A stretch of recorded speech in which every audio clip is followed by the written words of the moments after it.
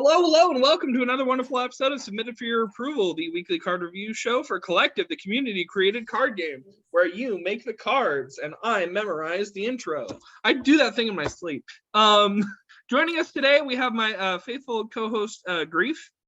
Howdy, folks. And his beautiful sound foam checkerboard. And then we have my non-checkerboarded host, Empty Folder. Hello, everyone. Cool.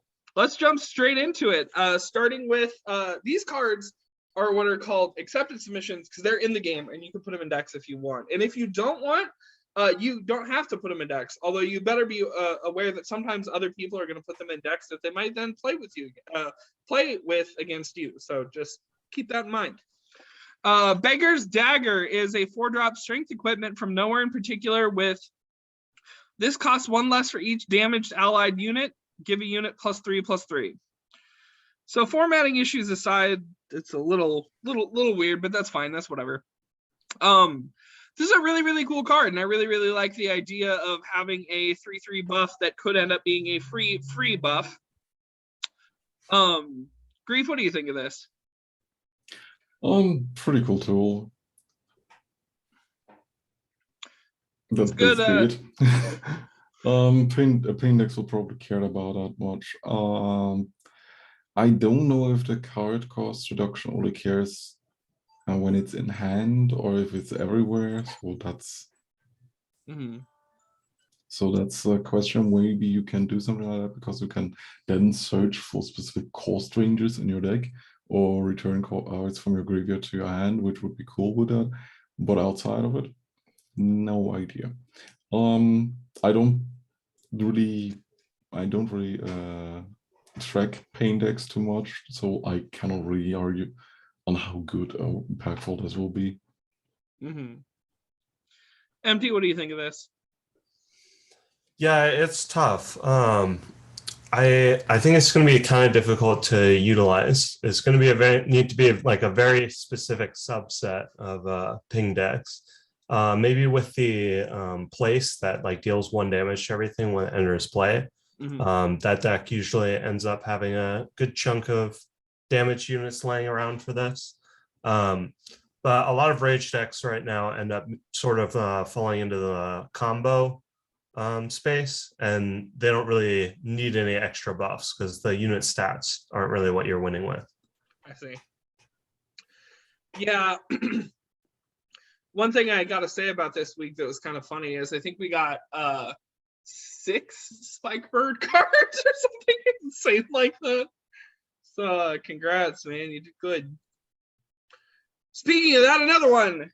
Nebudural the Rotting is a 5-drop strength 4/5 undead demon titan from HPL with entrance. Each player chooses a unit they control to destroy, discards a card, and takes 4 damage. So I really like a lot of things about this. I'm sad that people are not as in love with the idea of like the old legacy, like having the Titans have puns in their names as I am. But Nebudural is really cute for a bunch of other reasons. First of all, the tribe's really cool. And then also, it's really funny because the way that Collective works, you could build a particular kind of deck where you benefit off of every single part of Nebudural's effect. Like, destroy a unit, proc it entomb, discard a card, proc a discard effect, take 4 damage, proc a pain. So this is a really cool card that I think is honestly very Collective in its looks and its approach. Grief, what do you think of this? I don't really care about its synergies. I love stacks, and I love pox. This is small pox on a stick. And I love it. And it's an entrance, so you can reanimate it, put it into play, whatever. The problem is, I think in standard you cannot really do that with that 5 cost body that easily. In Legacy, it's probably also too slow. But this is the first time where I looked at the new week of the cards and I said, oh my god, I have to play Collective. When does that card come out? In 2 months? Holy shit, hopefully it gets more support. Yeah. MD, what do you think of this? Oh yeah, this is like just a great pox design. Like there's a lot of weird synergy points, but honestly, for the most part, like you don't really need it. Just running some sort of like very nasty control deck where you're manipulating the board and maybe your opponent's hand too, so that when this effect goes off, it just like ruins whatever they have left. Yeah, this is a great card. This is going to be a lot of fun to play with. Okie doke. The Soul Crusade is a 5-drop spirit event from Mortstall, Realm of the Dead Things. With allied units, get +3/+3 and regenerate until the end of this turn.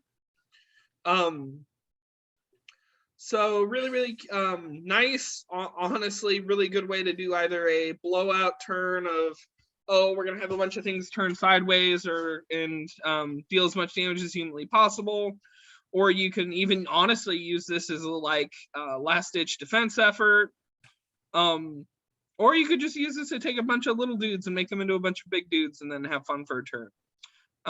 Very nice, very versatile. It's nice to see.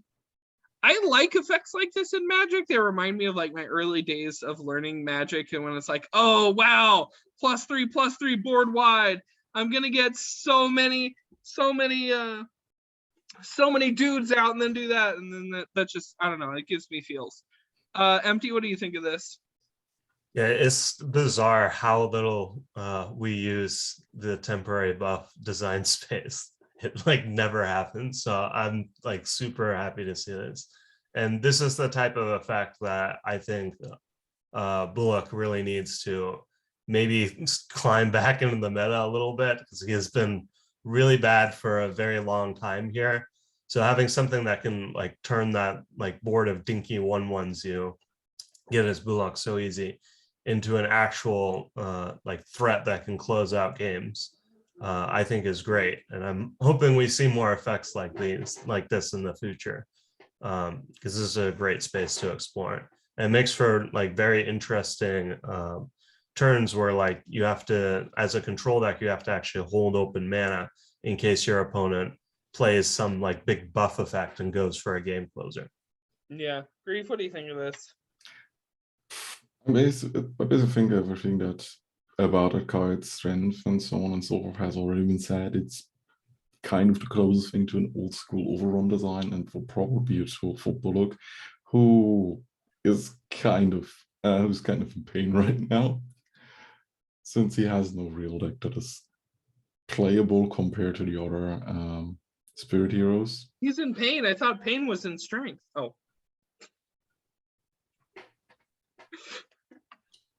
Sorry, I had to do my who's on first joke. Next.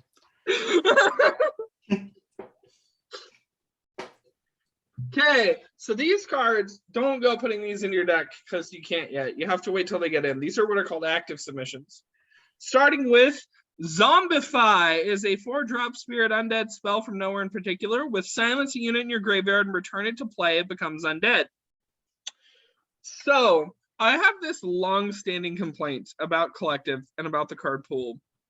And it's, we don't have a Zombify. We don't have a non-conditional reanimator. I'm referring to MTG's Zombify when I say that, but maybe this could be Collective Zombify.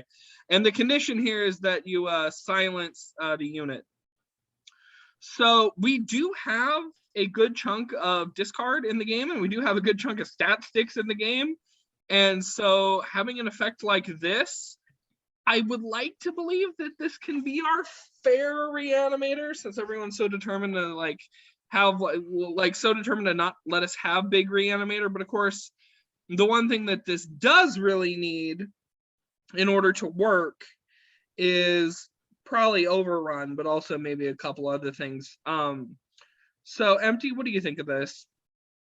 Yeah, this is very strange. So like there's a lot of weird things going on with like how the name is like literally it's just Zombify from basically from MTG. And then you have like the weird tribe line with the undead spell. Mm-hmm. But I mean, honestly, this seems like pretty balanced to me.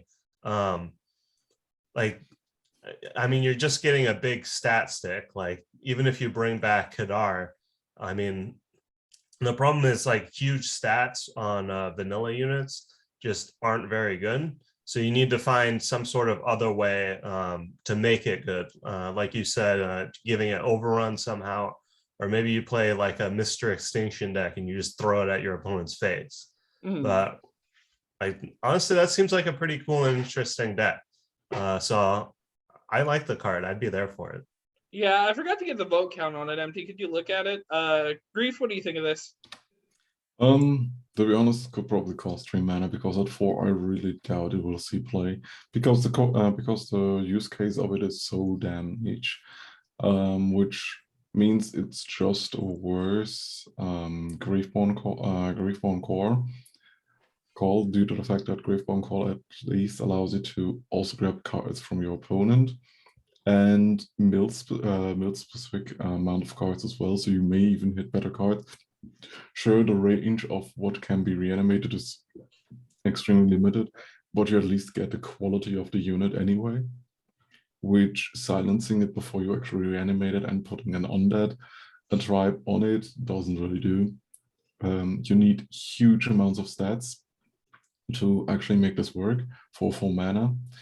So anything that is a 6/6, 7/7 above in terms of amount of stats is okay when paying 4 mana for it. But the hoops you have to go through to actually get something like that in the grave to just get a vanilla beatstick is kind of unnecessary for 4 mana. So what's it at, Empty? It's at 4. 4, okay. So man, maybe you could. I have something I want to throw out, and maybe this is a bit radical. Instead of silence, okay, put silence out of your mind. Remove all non-keyword abilities. That I think would make this thing sparkle. Yeah, same issue. I think just 3 mana would be fine. 3 mana would be fine. Yeah, because the amount of valuable keywords that you get on a huge stick that you want to utilize or reanimate for this only start at the same range where the silenced version of it would actually make sense. But the only thing is like, okay, cool. Now I have a beat stick that has keywords. Big beat stick that has keywords compared to a big beat stick that doesn't have any, but the same clunkiness of using the card is still there. Yeah.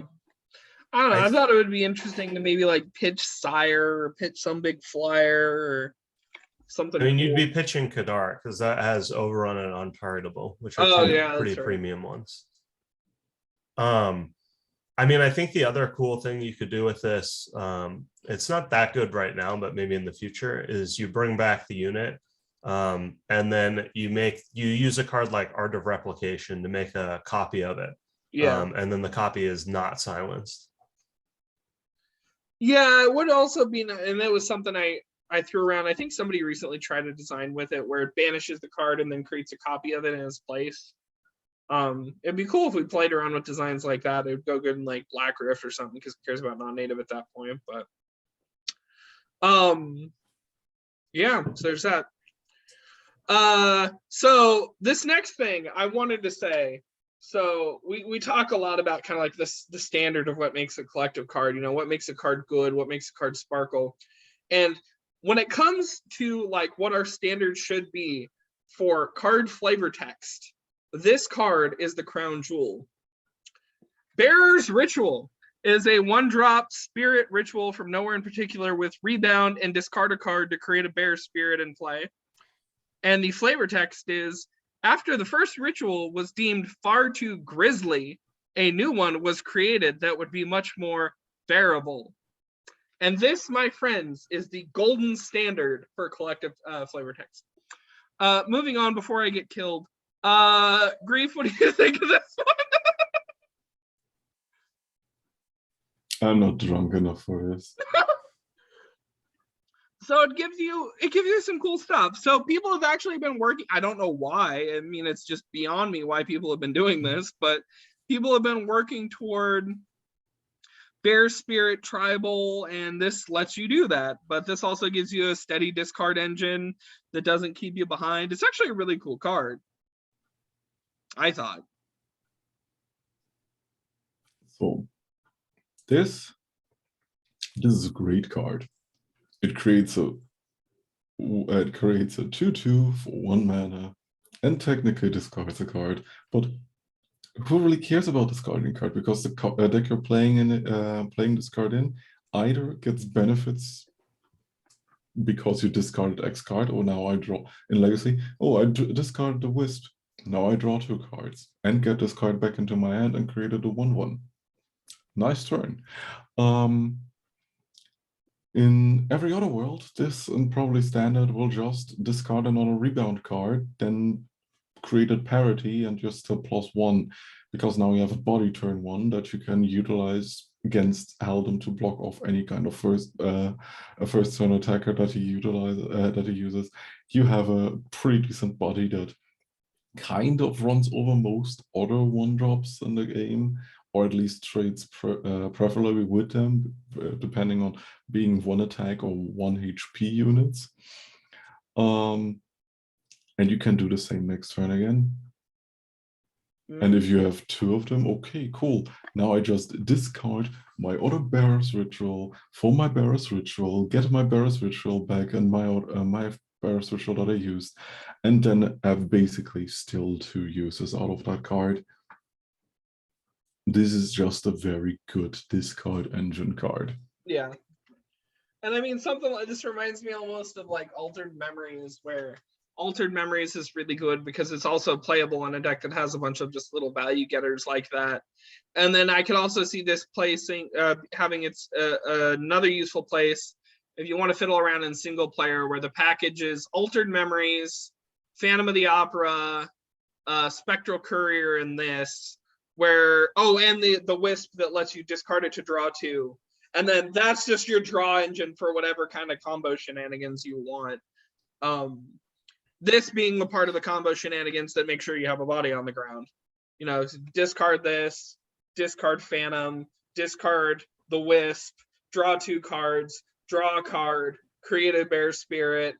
So yeah, this is really, really fun in single player. I happen to know offhand because it would slot right into my Eureka Turbo deck. Or this will a be good a turbo staple. deck. I'm calling it. If this card gets in, this will be a green staple. Mm-hmm. This is probably getting in because that's doing very well on the subreddit.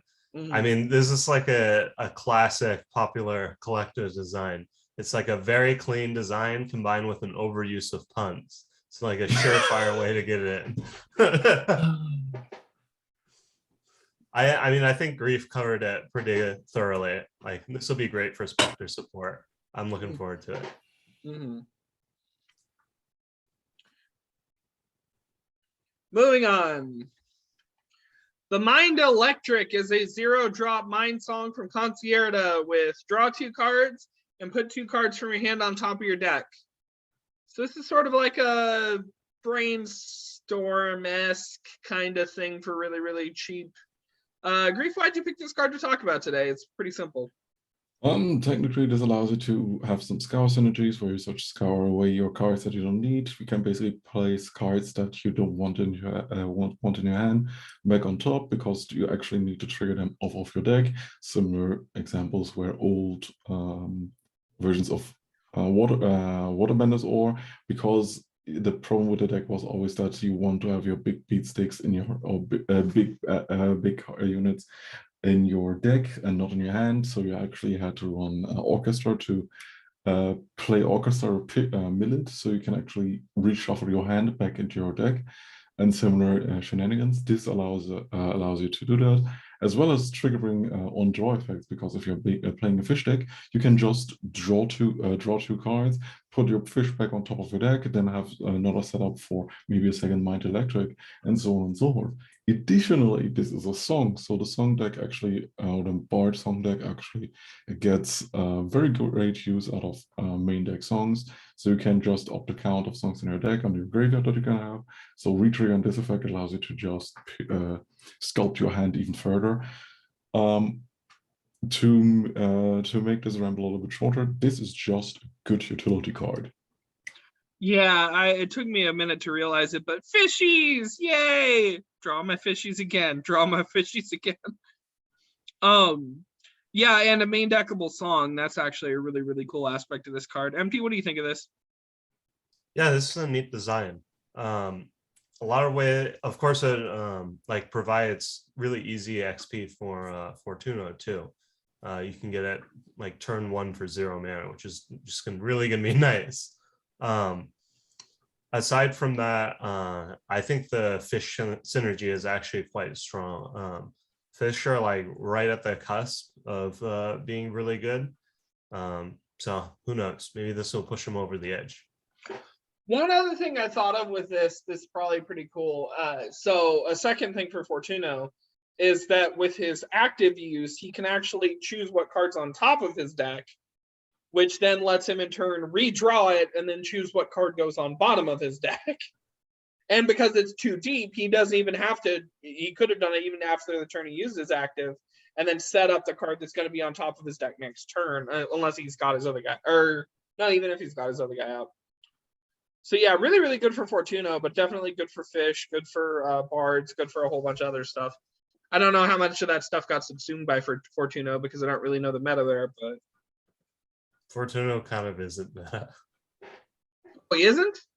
Nope. Oh, that's good. So giving him his yeah, unfortunately, his highest win rate deck was just taking Ash deck and putting it in Fortuno and just using the card draw to refuel. The thing is with Fortuna is he is if the meta would be just slower, he would be crushing anything because of its card advantage engine. Yep. The thing is, since the game is so fast, he's just not able to keep up. At least not outside of robots and prototypes. The Written Servant is an 8-drop mind, 3/9 Golem Arcanist from nowhere in particular with flying, ward, ambush, and reduce this card's cost by 1 whenever you play an action wherever this is. This isn't an angel, but it looks kind of like a biblically accurate. No, I guess this is a bunch of scrolls. I like this. It's fun little entropic mage art. Good way to get a flying ward ambush. Interesting kind of keyword mix there. But I mean, you could potentially get this thing for like 0 on even a fairly reasonable turn. So that's neat. Empty, what do you think of this? Yeah, this is sort of strange.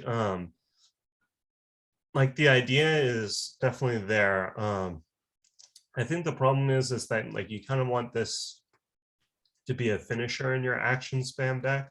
Mm. And it really just isn't. It's just sort of like this big wall. And yeah, like getting it for 0 is nice. But it doesn't do all that much. Like just having 1 blocker, unless you have like some sort of way to get a bunch of copies of it, I'm not so sure. What the action spam deck I think really needs right now is another finisher other than Gellick, because it's very easy to like play a ton of actions right now with Quillian's hand, but they really need something else if their like little combo turns get disrupted. So yeah. Okay, so here's what we do: we flip the stats, and now it's a 9/3. That would actually make it pretty good. Yeah. Let's flip the stat, or the other thing, in addition to maybe flipping the stats, is ambush to agile. I think would be really cool. That would make it a lot more of a finisher. Grief, what do you think of this? This is laughably easy to play at 0 or at a cost of 0 to 3. Even if stuff like Mind Electric would actually exist in the deck in the game. Oh yeah, that's 0 cost action. You have a tune, which is also 0 cost action that gets you +1 mana.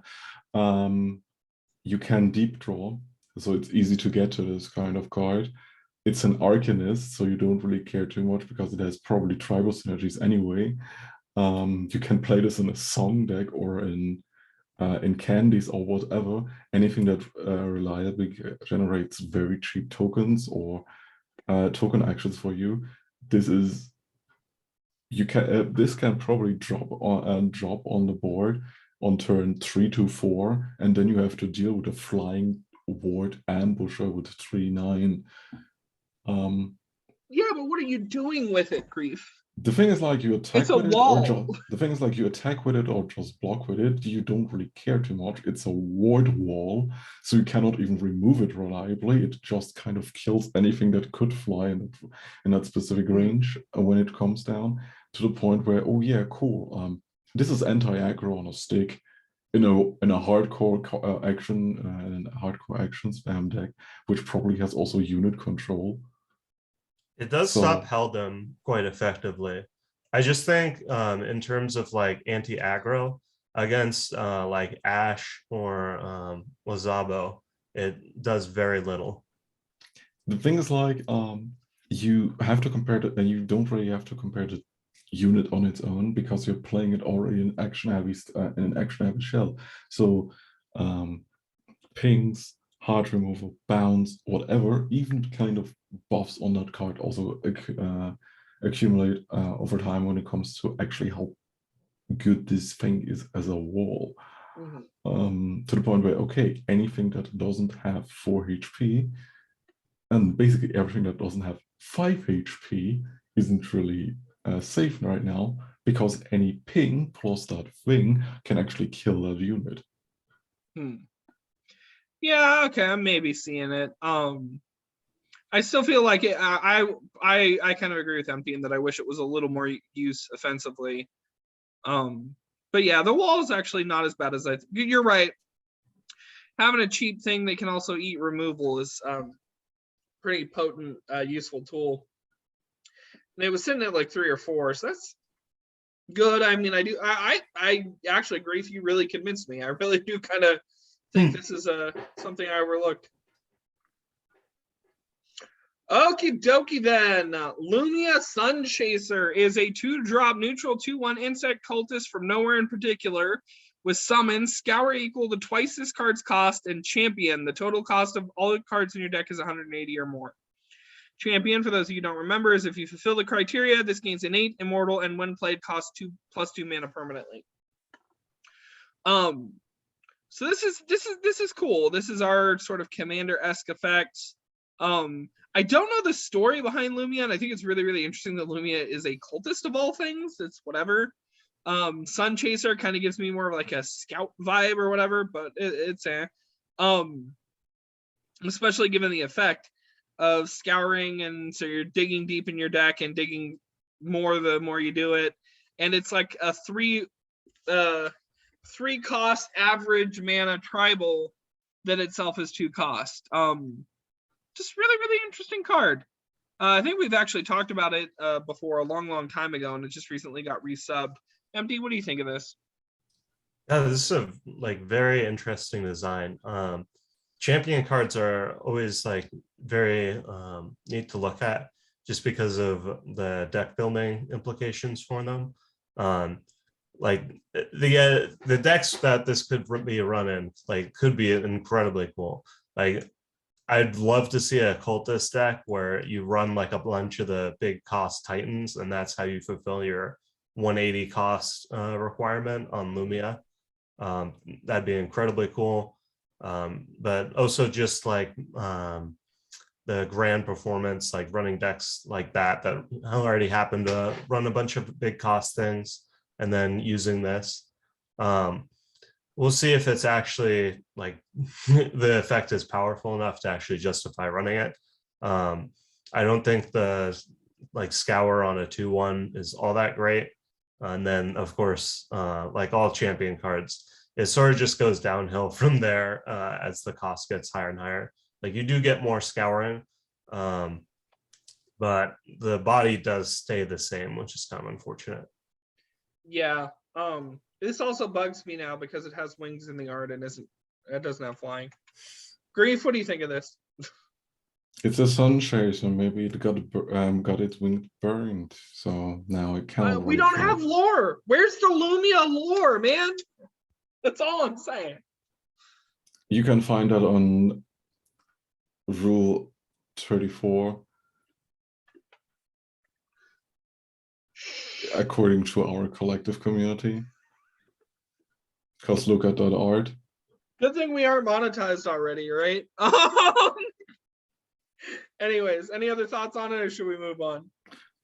This is just a champion with a cutesy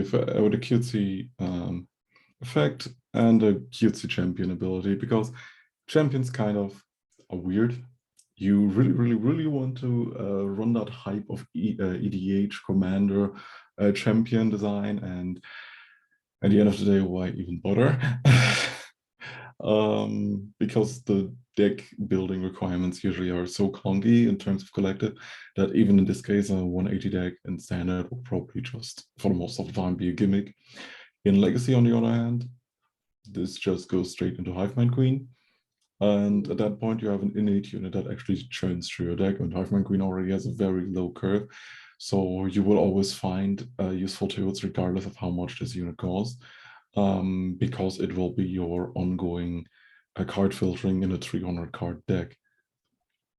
Yeah. Good stuff. Neat thing. We don't know what it's sitting at vote-wise, so good luck, Space. I know you liked this one. Okay, Schmutz, the Ruined Scout is a 2-drop strength 1/2 robot vampire scout from Mortstall, Realm of the Dead Things, with rebound. And when a player with initiative draws a card, this deals 1 damage to an ally of that player. An entrance, if this has a different cost than its base cost, deal 2 damage to the opponent.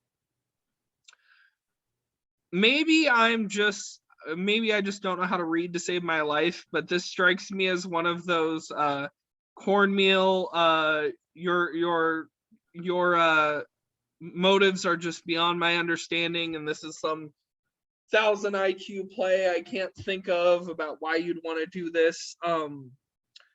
But I don't know. Grief, what do you think of this? It's a stacks card that kind of hits randomly. Or what does randomly mean? It hits the unit. It hits the player. It hits the units of the player with initiative, which is cool and all.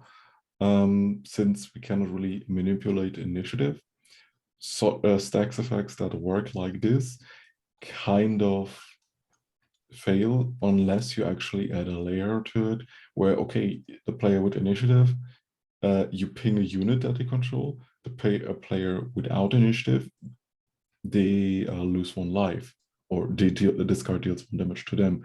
So it actually ping pongs around depending on initiative and off initiative. That would work definitely better than it does right now, because if you're a ping deck, this unreliably hits you always on an off turn. If you're a control deck that relies on pinging, this only pings units on your opponent's side every other turn. Now to the entrance effect.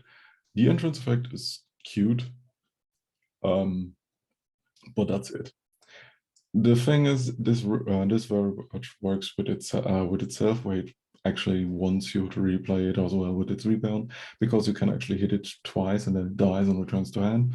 Cool and all. So you can just play it for 3, or if you have some permanent reduction on it, for 1, and then just ping your opponent for 2 damage. So that's cute. It's a very costly burn effect on a stick. Oh, I get what this does. So off initiative, off affinity, this costs 3, you deal 2 damage. So this is a clean-ish design. The problem is, as I said, the initiative-based stacks pinging effect that neither really helps pain, nor does it really help stacks. Unless there's what if this is supposed to help draw burn? I remember. I think it's supposed to help pain and rage. Well, Korn was throwing around an idea for a deck that focused on force draw effects like negotiate. Yes, the thing is though, you cannot reliably proc that with this card. You have to always play a staggered on an off initiative, on initiative to make to clear the board. And off initiative, sure, it helps your pain, or on initiative on your side. Sure, this helps your pain deck or can hit this dude. You get to choose on initiative of your opponent. Yeah, you get to choose. There's no random on that. Yeah, when a player with initiative draws you a card. choose every time, and it's always, you're always the one choosing too. Your opponent never gets to choose. You always choose where the damage goes. Yeah, you always choose. Oh, okay. Then in that case, I interpreted it wrongly, because I always thought only this basically only hits the player with initiative. It only hits the player with initiative, but you choose the ally. So when it's on your turn, no. redirect all the damage. The thing is, like, I don't care that it hits the allies, that it only hits, that you can only choose the ally that it hits. I'm caring about the part that you only get every other turn the chance to hit either your opponent or you. So it doesn't reliably proc every turn for the purposes that you want. No, for the purposes that you want to build around. As a stacks unit, you cannot reliably hit every turn your opponent's allies. Mm-hmm. As a pain deck, you can only hit every other turn your own allies. So what if you're running the hybrid? Then you're out of the woods, right? The thing is, for that to happen, yeah, sure, you're playing a hybrid, but it's probably weaker than actually focusing on one specific aspect. So this is cute as a hybrid card to bridge the gap, but as a pain deck, I want to have reliable pain triggers. As a burn stack, I want to have reliable stacks triggers. This does nothing without an off initiative trigger that actually accompanies the initiative trigger, where, yeah, on initiative, this does something to the initiative player. Off initiative, this does something to the off initiative player. That's an interesting thought. I like that. Empty, what do you think of this? I think this card is solid in pain decks. Mostly just because like it has a very good baseline. Being able to play like a 1/2 with rebound that is going to slowly pick off your opponent's board over the course of several turns, I think is quite strong.